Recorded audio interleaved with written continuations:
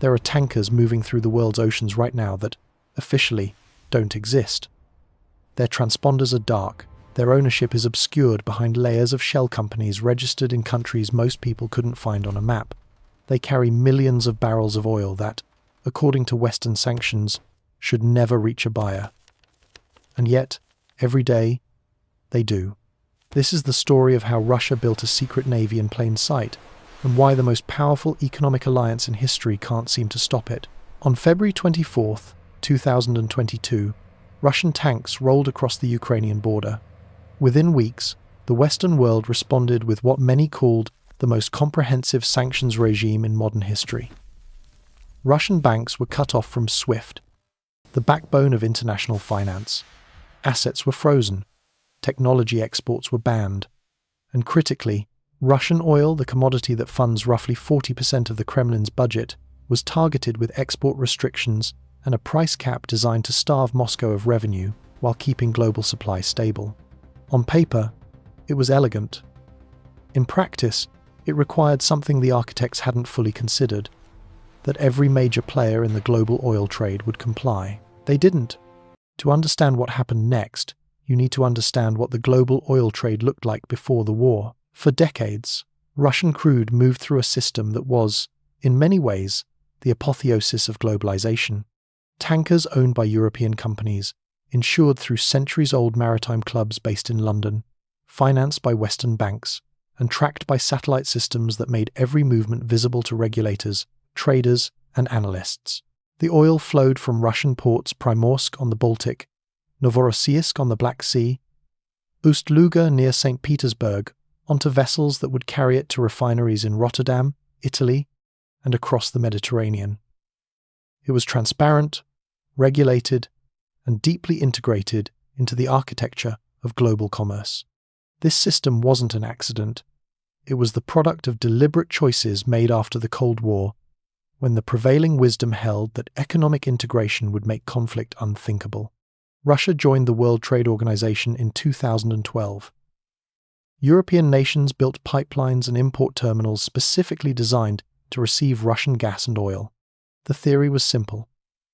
Mutual dependence creates mutual restraint. A Russia enmeshed in Western economic networks would have too much to lose from aggression. Energy, in particular, was seen as the ultimate binding agent. Europeans needed Russian gas to heat their homes. Russia needed European revenue to fund its government. The relationship was symbiotic, or so the thinking went. But this interdependence came with an assumption baked so deeply into the foundation that few bothered to examine it. That the institutions managing global oil trade, the insurance clubs, the banks, the certification agencies would always be available to everyone. That the rules were universal, not contingent. When those assumptions shattered in February of 2022, the infrastructure designed for cooperation couldn't simply be repurposed for punishment. And Russia, with remarkable speed, set about replacing it. The first few months were chaotic. Western tanker companies announced they would no longer carry Russian crude.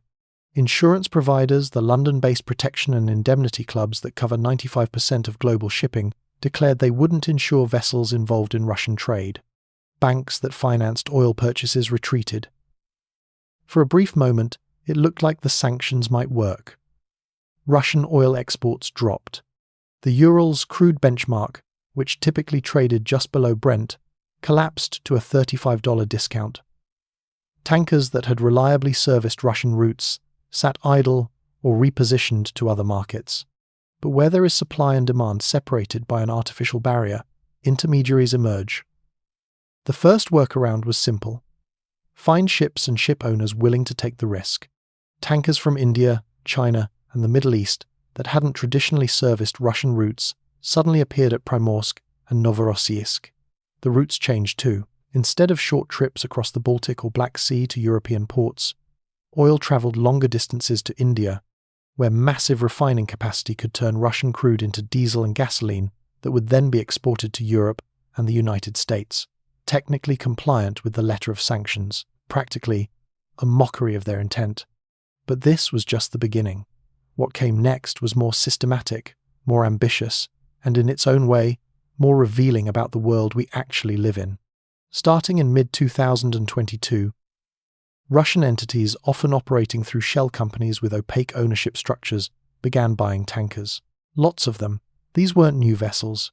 They were old, often 15 to 20 years past their prime, the kind of ships that in normal times would be headed for scrapyards in Bangladesh. They were purchased from Greek owners, from Middle Eastern sellers, from anyone willing to part with aging tonnage, and they were purchased at inflated prices. Ships that might have fetched $15 or $20 million were selling for 40, 50, even 60 million. This was the premium of desperation, the market pricing in risk, sanctions, and the certainty that these vessels would be worked hard and maintained poorly. The scale of this acquisition spree was staggering. By the end of 2023, analysts estimated that over 600 tankers had been added to what became known as the Dark Fleet or Shadow Fleet. Each purchase followed a similar pattern. A vessel would be listed for sale, often by a legitimate European or Asian shipping company looking to retire aging tonnage. An intermediary, sometimes a Dubai-based trader, sometimes a Hong Kong shell company, would make an offer well above market value. The transaction would close quickly, often within weeks, paid for through banks in jurisdictions with minimal scrutiny of fund origins. Once purchased, these vessels would disappear into a labyrinth of corporate restructuring. The ship might be sold again immediately to another shell company, then again to a third entity, creating a chain of ownership so convoluted that tracing it back to beneficial owners became nearly impossible. Maritime registries track ownership, but they rely on self-reported information. When a company registered in the Marshall Islands sells to a company registered in Liberia, which then transfers the vessel to a Gabon-flagged entity controlled by a trust in the British Virgin Islands, the paper trail becomes deliberately impenetrable. The vessels were registered under flags of convenience: Liberia, Gabon, Cameroon, even landlocked countries whose connection to maritime trade was purely administrative. The goal was to obscure, to create enough layers between the beneficial owner and the operating entity that tracing accountability became an exercise in futility. Ship registries in these jurisdictions asked few questions and offered fewer inspections. Then came the insurance problem. Without coverage from traditional protection and indemnity clubs, these ships were technically uninsurable under international norms, so Russia created alternatives. The Russian National Reinsurance Company stepped in to provide coverage. Smaller insurers in Asia and the Middle East, less concerned with reputational risk in Western markets, offered policies, and in many cases, the ships simply operated with self-insurance schemes or no insurance at all, a staggering risk that left port communities, coastal nations, and the marine environment vulnerable to disasters no one could pay for. The insurance issue reveals something fundamental about how global systems actually work. For decades, maritime insurance operated through a club system based in London. These protection and indemnity clubs, or P&I clubs, are mutual insurance associations that have existed for over a century. They cover everything from cargo loss to environmental damage to crew injury. Their power comes not from government mandate, but from industry practice. Most ports won't allow an uninsured vessel to dock. Most charterers won't hire an uninsured ship. Most cargo owners won't load goods onto one. Insurance is the glue that holds maritime commerce together, because ships are expensive, oceans are dangerous, and someone needs to be liable when things go wrong. When the P&I clubs withdrew coverage for Russian oil trade, they created a void. But nature abhors a vacuum, and markets even more so. The Russian National Reinsurance Company, created in 2014 after earlier sanctions over Crimea, expanded rapidly. It offered policies that, on paper, looked similar to Western insurance products. The premiums were higher. The coverage limits sometimes vague, but it was enough to satisfy the minimal requirements of ports in India, China, and Turkey. Other insurers, particularly in the United Arab Emirates and parts of Asia, saw opportunity. They weren't household names, didn't have centuries of reputation behind them. But they had something more valuable in this context: flexibility and a willingness to ask fewer questions. Financing followed a similar pattern.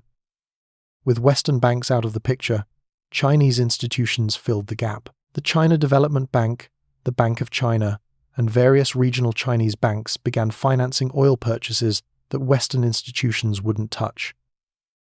Chinese banks charged higher interest rates, demanded better terms, and in some cases required barter arrangements where Russian oil was exchanged for Chinese-manufactured goods, technology, or infrastructure projects. Banks in the United Arab Emirates facilitated transactions.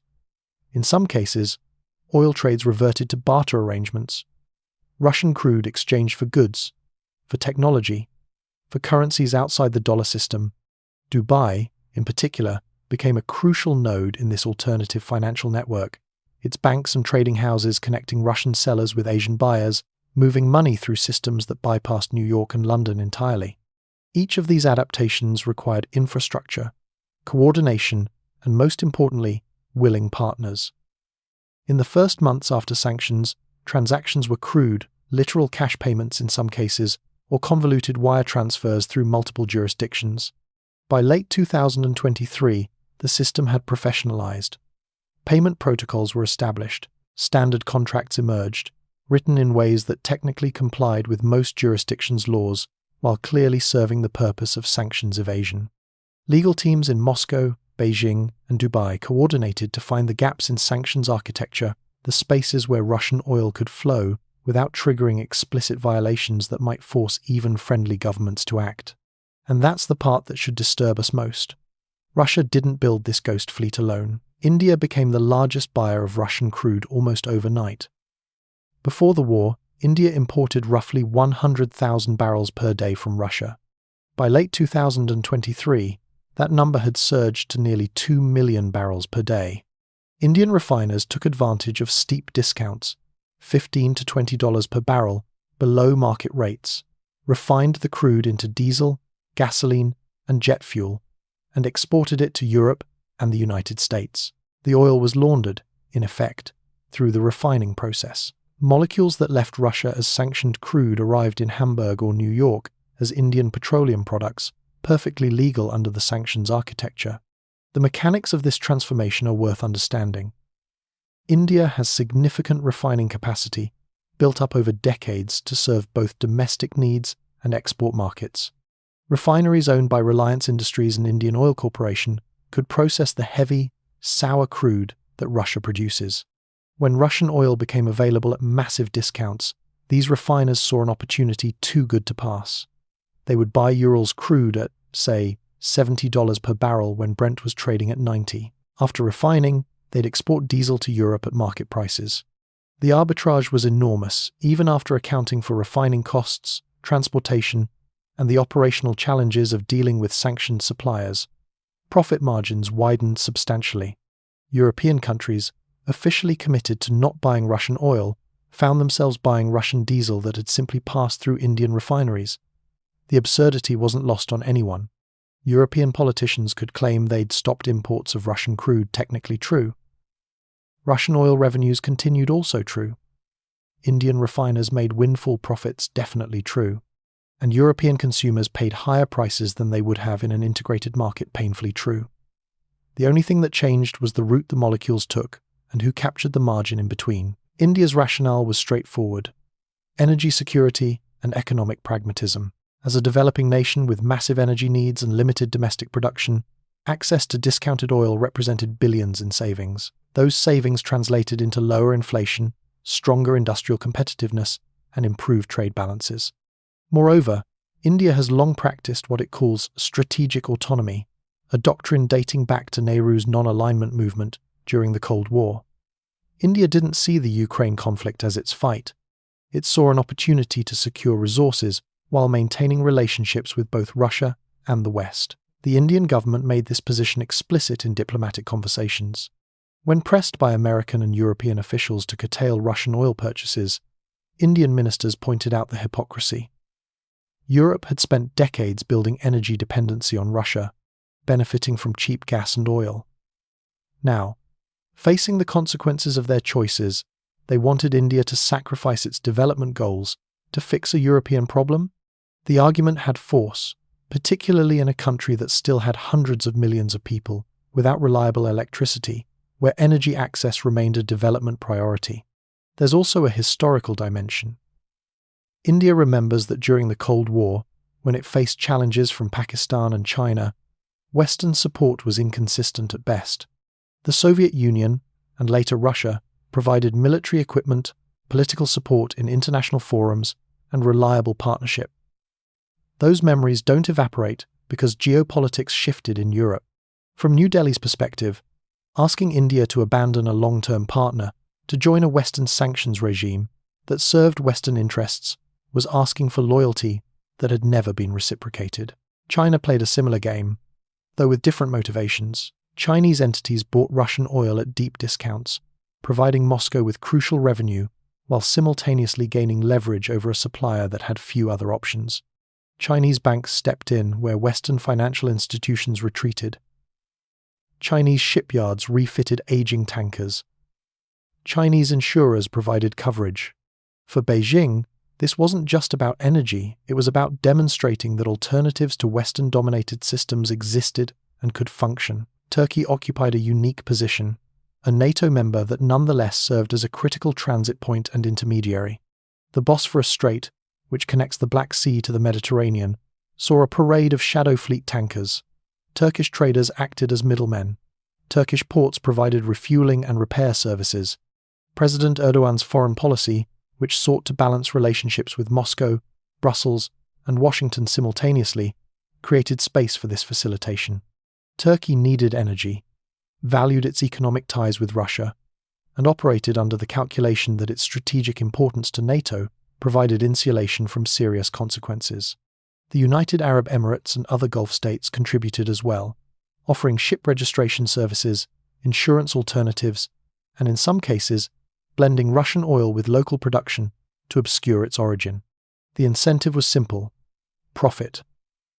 Every sanctions regime creates opportunities for intermediaries who can navigate the gap between legal markets and prohibited ones. Even Greece, a European Union and NATO member, played a role. Greek ship owners, who control a significant portion of the world's merchant fleet, sold older vessels to Russian buyers. Some continued to operate ships that serviced the shadow fleet, either directly or through complex chartering arrangements that created plausible deniability. The Greek maritime tradition has always been pragmatic, prioritizing commercial opportunity over political alignment. In this case, that pragmatism meant enabling the very sanction evasion the West sought to prevent. Each of these actors had its reasons: energy security, profit, geopolitical balancing, resistance to what they perceived as Western unilateralism. And collectively, they made the sanctions regime porous, not through direct defiance, but through 1,000 small decisions to prioritize national or commercial interest over collective enforcement. This raises an uncomfortable question. Why can't the West stop it? The legal and structural barriers are formidable. International law respects sovereignty. The United States and European Union can sanction their own companies and citizens. They can threaten secondary sanctions against foreign entities. But they cannot force India to stop buying Russian oil. They cannot compel Chinese banks to refuse transactions. The maritime domain complicates enforcement further.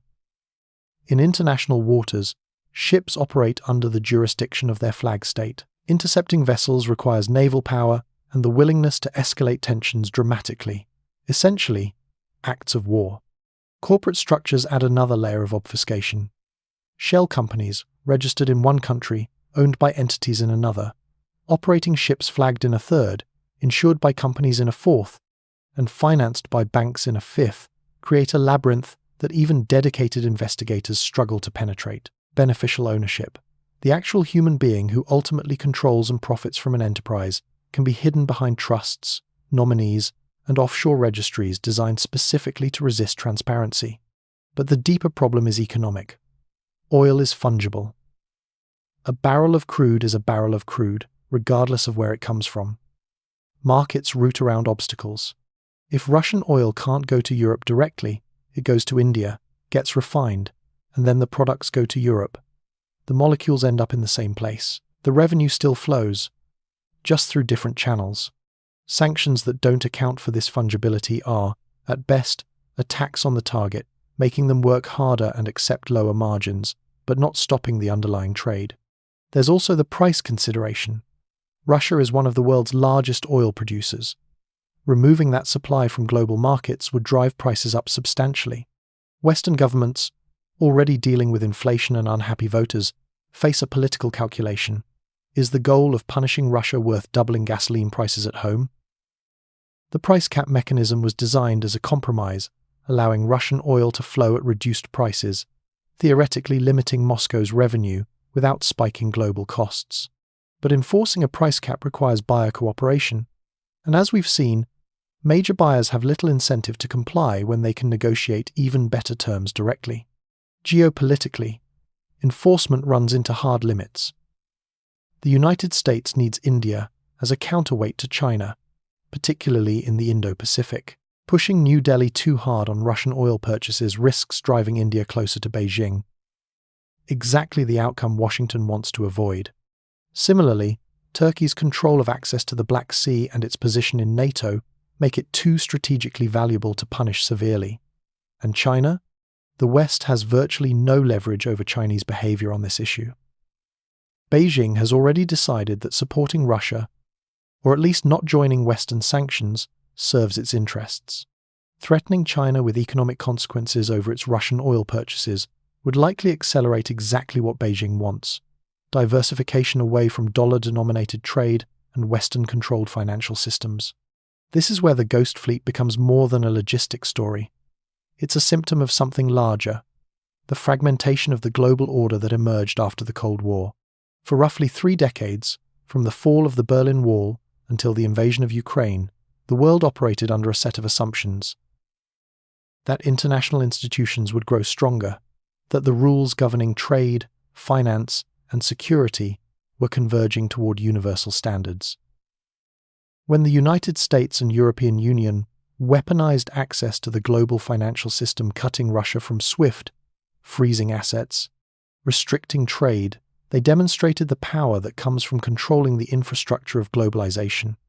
But they also demonstrated the risk of depending on that infrastructure. Every nation watching understood the lesson: integration is a vulnerability. If your adversary controls the payment systems you use, the insurance markets you depend on, the trade networks you access, then conflict makes you economically defenseless. This realization has driven a fundamental shift in strategic thinking across much of the non-Western world. Countries that had spent decades integrating into Western-led systems began reassessing. China, which had built its economic miracle on export-oriented growth within the existing global trade architecture, started prioritizing resilience over efficiency: domestic payment systems, domestic technology, domestic supply chains, not because these were more profitable in the short term, but because they provided insurance against weaponized interdependence. The response has been predictable. China accelerated the development of SIPs, its alternative to SWIFT. Russia expanded SPFS, its domestic payment system, and worked to link it with Chinese networks. Countries began negotiating bilateral trade agreements in local currencies, bypassing the dollar. The very act of using economic interdependence as a weapon undermined future interdependence, because it made everyone who wasn't already aligned with the West start building alternatives. These parallel systems started crude but are improving rapidly. In 2014, when Russia first faced sanctions over Crimea, SPFS was a nascent system with limited reach. By 2023, it connected hundreds of institutions and was being integrated with Chinese and Indian payment networks. The Chinese yuan, once barely used in international transactions outside of trade directly involving China, started appearing in oil contracts, in currency reserves, in bilateral trade agreements across Asia, Africa, and Latin America. Central banks that had held exclusively dollars and euros began diversifying into yuan, even into gold physical assets that couldn't be frozen by Western decree. The implications extend far beyond finance. Technology, supply chains are fragmenting. Countries that relied on Western semiconductors, software, and telecommunications equipment now face the reality that access can be denied for political reasons. China's response has been massive investment in domestic chip manufacturing, operating systems, and 5G infrastructure. It's less efficient than global specialization would be, but it's more resilient. Russia, cut off from Western technology, turned to Chinese alternatives and accelerated domestic development programs. The result is a world where technology ecosystems are diverging, one anchored by the United States and allies, another by China, with various nations trying to maintain access to both while building their own capabilities as insurance. This fragmentation has a momentum of its own. Even nations not currently targeted by sanctions see the writing on the wall. Brazil, Saudi Arabia, Indonesia, these aren't countries at odds with the West, but they're watching what happens when geopolitical conflict meets economic integration. They're drawing lessons. Diversify partnerships. Maintain optionality. Don't put all your economic eggs in one geopolitical basket, no matter how stable it seems. The Ghost Fleet is just one manifestation of this broader trend, countries building capabilities that exist outside Western systems, not because they want conflict, but because they want insurance against it. The Ghost Fleet is the maritime manifestation of this fragmentation. Just as parallel payment systems emerged, parallel trade networks developed. Ships that operate outside Western insurance and financing systems, routes that bypass traditional choke points, relationships between buyers and sellers that don't depend on London or New York as intermediaries. Historically, this isn't unprecedented. During the Napoleonic Wars, Britain's naval blockade and Napoleon's continental system tried to strangle each other's trade. Smuggling networks proliferated. Neutral countries made fortunes as intermediaries. The blockades caused economic pain, but didn't decide the war. In the 20th century, sanctions against apartheid South Africa led to similar shadow networks. Tankers would turn off their transponders, ship-to-ship transfers would occur in international waters, and oil flowed despite the embargo.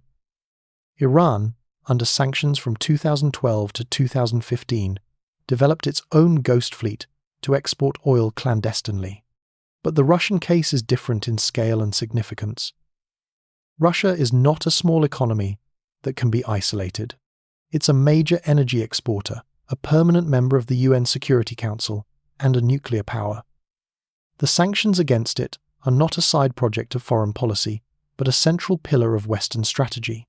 And the workarounds aren't happening at the margins, they're being facilitated by some of the world's largest economies and most important strategic partners. This raises profound questions about the nature of the international system we're entering. If a rules-based order is enforced only when convenient, and major powers can opt out without serious consequences, is it an order at all? Or is it just a preference that some nations have, which they try to impose on others when they have the leverage to do so?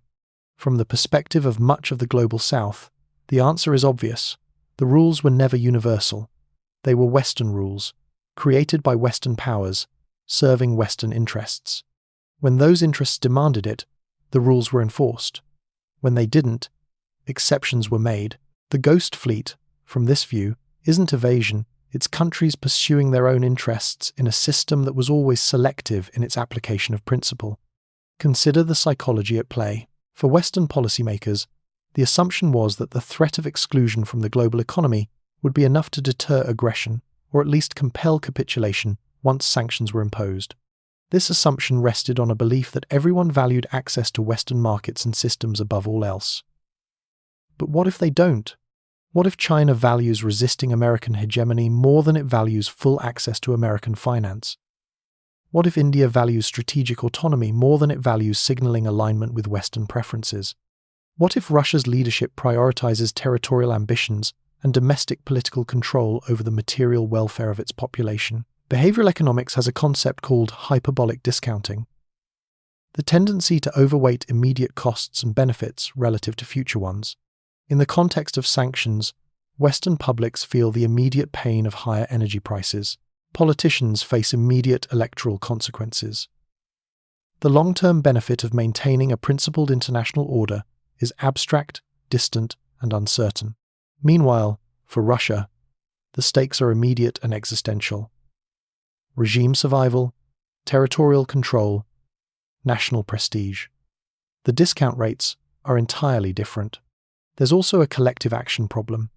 Every nation has an incentive to free-ride, let others bear the cost of enforcing sanctions, while quietly benefiting from trade with the sanctioned party. If everyone cheats a little, the sanctions fail.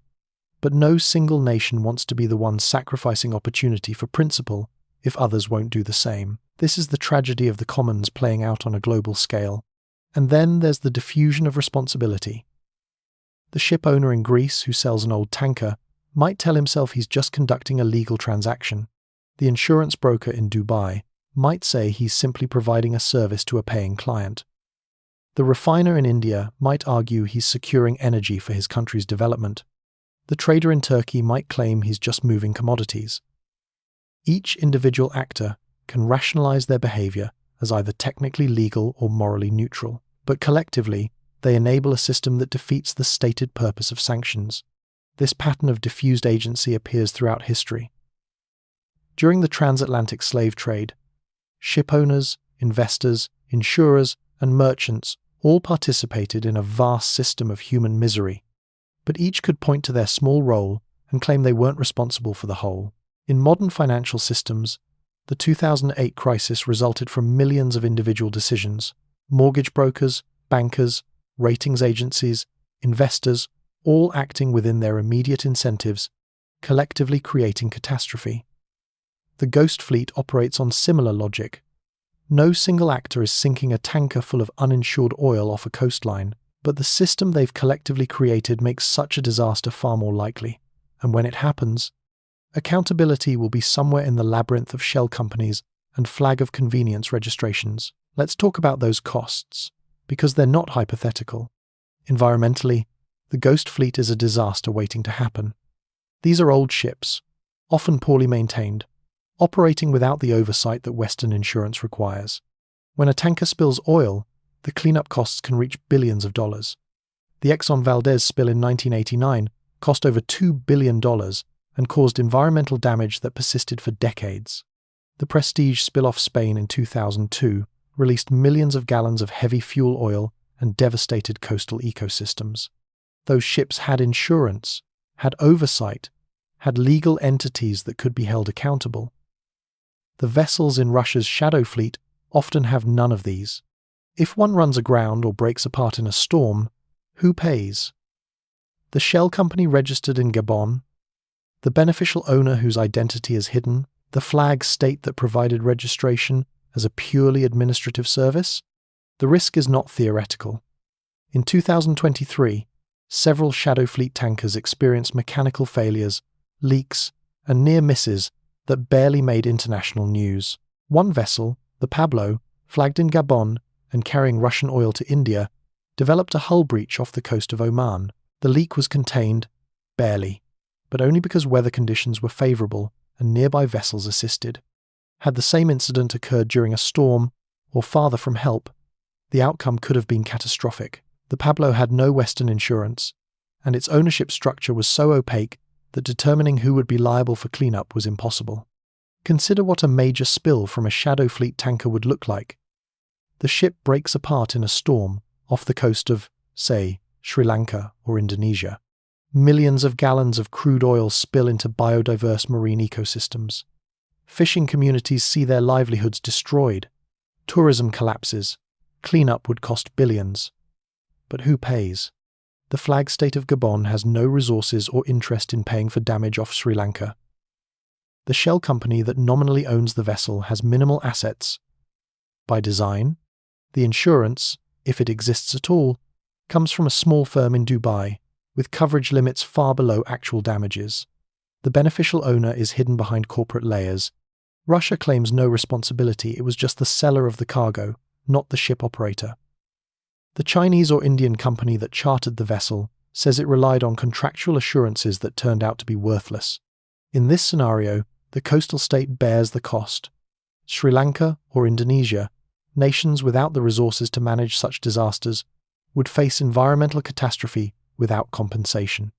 International law provides some recourse through conventions like the International Convention on Civil Liability for oil pollution damage. But these mechanisms assume good faith participation. They assume ships have real insurance, that ownership can be traced, that flag states enforce standards. The shadow fleet operates specifically to evade these assumptions. There's historical precedent for what happens when ships operate outside normal oversight. In the 1970s and 80s, Rust Bucket, tankers under flags of convenience, caused repeated environmental disasters. The Torrey Canyon disaster in 1967, the Amoco Cadiz in 1978, these incidents led to the international maritime safety regime we have today, with strict standards for construction, maintenance, and insurance. The shadow fleet represents a regression to that earlier era, when profit maximization and regulatory avoidance created floating environmental hazards. Marine biologists and environmental scientists have raised alarms about shadow fleet operations in particularly sensitive areas. Some of these tankers transit near coral reefs, through whale migration routes, past coastal wetlands. The ecological risk extends beyond catastrophic spills. Chronic pollution from poorly maintained vessels, oil leaks, ballast water contamination, air emissions from engines that wouldn't pass modern standards creates cumulative damage. But because these ships operate in regulatory shadows, there's no monitoring, no accountability, no mechanism to prevent harm before it occurs. The human costs are easier to hide but no less real. Mariners working on shadow fleet vessels often find themselves in exploitative conditions unpaid for months, trapped aboard ships in legal limbo, working without proper safety equipment or training. When something goes wrong, they're abandoned. There's precedent. During previous sanctions regimes, crew members have been left on ships with no money, no food, and no means of getting home, while owners vanished into the corporate ether. And then there's the strategic cost. If sanctions don't work but do fracture global trade into competing blocks, have they achieved their purpose? Russia's oil revenue did drop initially, but stabilized as the ghost fleet scaled up. Moscow adapted. It found buyers, built infrastructure, and demonstrated resilience. Meanwhile, the sanctions accelerated trends that undermine Western influence. De-dollarization, the development of alternative payment systems, the strengthening of China-Russia ties, and growing resentment in the global south toward what's perceived as Western economic imperialism. Future sanctioned states now have a playbook. Build parallel infrastructure. Find willing intermediaries in countries that don't share the sanctioning coalition's priorities. Exploit the fungibility of commodities and the opacity of global finance. Accept higher costs and lower margins as the price of continuing trade. Iran has already scaled up its shadow operations. North Korea continues to evade sanctions through ship-to-ship transfers and flag hopping. Venezuela routes oil through complex networks. Each success makes the next evasion easier. There's also a deeper erosion happening, one that's harder to quantify. Trust is the foundation of sophisticated economies. When systems are designed explicitly to obscure, to hide, to evade, trust corrodes. The ghost fleet operates in darkness literally, with transponders off because transparency is incompatible with its purpose. But a global economy running on hidden vessels, opaque ownership, and deliberately obscured transactions is a global economy operating at higher friction, higher risk, and lower efficiency. This is a tax everyone pays. Philosophically, we're watching a tension as old as civilization itself. The gap between ideal and practice, between the world as we'd like it to be and the world as it is. The post-Cold War order was built on a hopeful idea that economic integration would make war obsolete, that shared interests would override nationalist impulses, that the universal benefits of cooperation would be self-evident. The Ghost Fleet is a challenge to that idea, not through rhetoric but through action. It says, nations will prioritize their own interests, systems can be circumvented, and the power to exclude from global networks is valuable only if those excluded have no alternatives. This isn't to say sanctions are useless. They raise costs. They constrain options. They signal values and commitments, but they're not the omnipotent tool they're sometimes portrayed as, especially in a world where major economies can opt out without facing unbearable consequences themselves. The Ghost Fleet succeeded not because Russia is uniquely clever, but because enough of the world decided that their interests lay in keeping Russian oil flowing. Rules be damned. The question we should be asking isn't whether we can stop the Ghost Fleet. At this point, the answer is clearly no, at least not without costs that Western publics and governments aren't willing to pay. The real question is what kind of world we're building through these confrontations. Are we creating a system where rules matter and violators face consequences? Or are we accelerating the fragmentation into competing blocks, each with its own rules, its own infrastructure, its own currency systems and trade networks, that interact when convenient and ignore each other when not? The Ghost Fleet suggests the latter. Every tanker with a dark transponder, every shell company registered in a jurisdiction that asks no questions, every barrel of oil that flows through a refinery in India to end up in a gas tank in Germany, these aren't aberrations. They're the system working exactly as the underlying incentives dictate, and those incentives are pulling the world not toward integration, but toward separation. There's a term in international relations, the Thucydides trap, the idea that when a rising power threatens to displace an established one, war becomes likely. But there's another dynamic at play here, one we might call the sanctions trap. When the established power uses its control of global systems as a weapon, the rising powers build alternatives. Those alternatives start crude and expensive, but improve over time. Eventually, they become viable not just for sanctioned states, but for anyone who wants optionality, who wants insurance against future coercion. And once those alternatives exist, the leverage that came from controlling the original systems diminishes. We're watching this happen in real time. The Chinese yuan is being used in more bilateral trade agreements. The BRICS nations are discussing a common currency. Central banks are diversifying their reserves away from dollars. None of this would be happening at the current pace without sanctions, demonstrating that dollar dominance is a vulnerability for anyone not permanently aligned with Washington. The ghost fleet will eventually fade from headlines. Some of these ships will rust in forgotten harbors. Some will sink, creating environmental disasters where accountability vanishes into corporate structures designed for exactly that purpose. The specific vessels don't matter. What matters is the precedent, the proof of concept, the demonstration that the global system is more fragile and less universal than its architects believed. And maybe that's the most unsettling realization. For 30 years, we operated under the assumption that the world was converging toward democracy, toward market economics, toward a shared set of rules and institutions. The ghost fleet is evidence that convergence was always more hope than reality. That underneath the surface integration, nations were pursuing their own interests, building their own capabilities, maintaining their own freedom of action. The system looked universal only because, for a while, it served enough people's interests that they went along with it. When those interests diverged, the system fractured.